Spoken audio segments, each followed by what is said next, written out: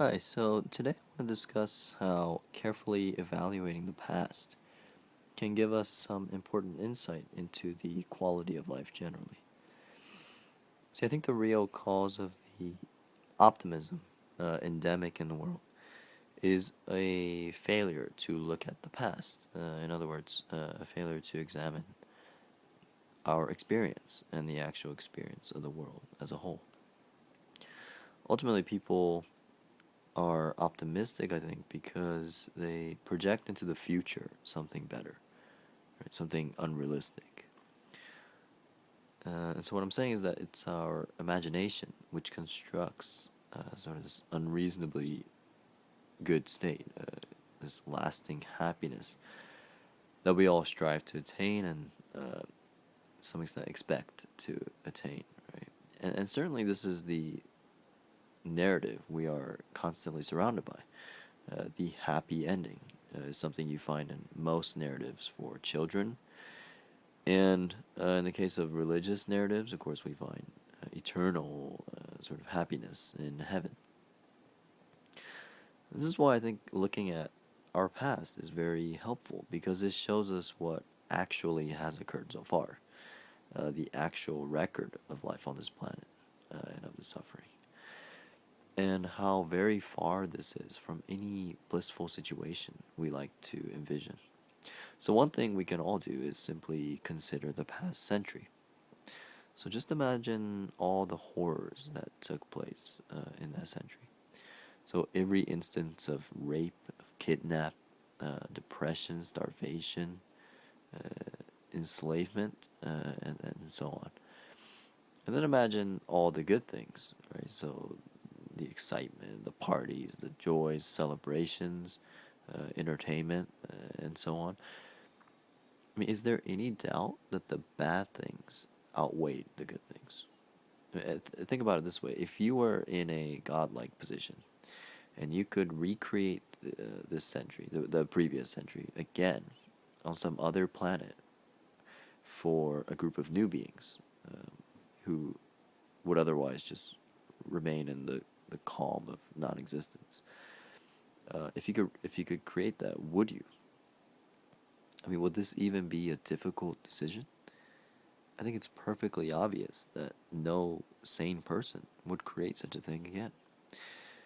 And as far as our individual lives, we can do the same. So we can reflect on the past few decades of our own lives and then ask the question whether we would recreate these decades for ourselves to relive again, exactly as it happened the first time.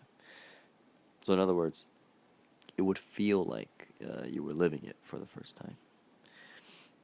And again, I have not met a single person who says they would want to relive the past several years of their life.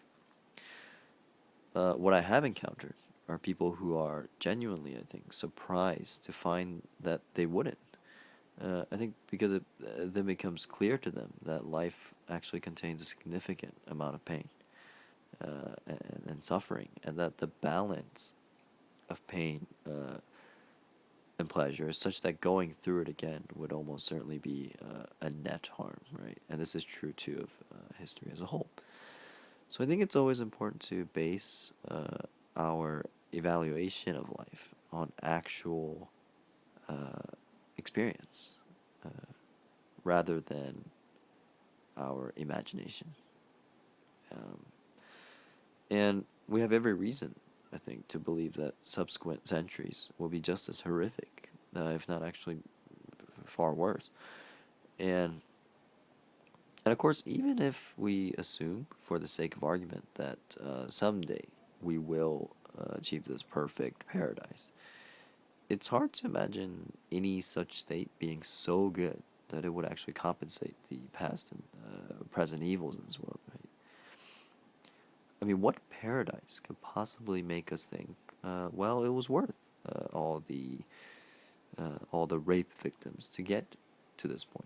It was worth the slave trade or whatnot, and so on. So, I mean, I think to suggest such a thing at any point would be plainly obscene. In other words, our world is, in some sense, I think, irredeemably bad. Um, and not to even mention the billions of other animals we torture for really trivial and unnecessary ends. I mean, how many more beings need to be tortured before we take suffering seriously and the risk of extreme suffering that comes with creating life? How many more beings need to be kidnapped or raped or enslaved? How many times do we need to watch the human experiment fail? The answer is to stop breeding. It's really very simple. Procreation is a ruthless and unnecessary gamble.